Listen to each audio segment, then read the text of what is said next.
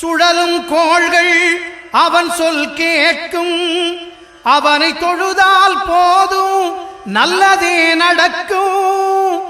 ஆனை முகனை தொழுதால் நவக்கிரகங்களும் மகிழும்.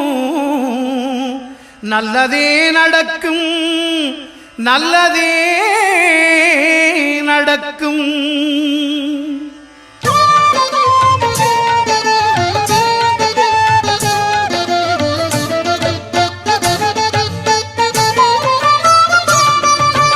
ஒன்பது கோளும் ஒன்றாய் காண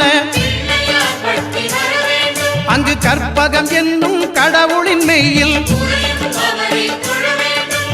ஒன்பது கோளும் ஒன்றாய் காண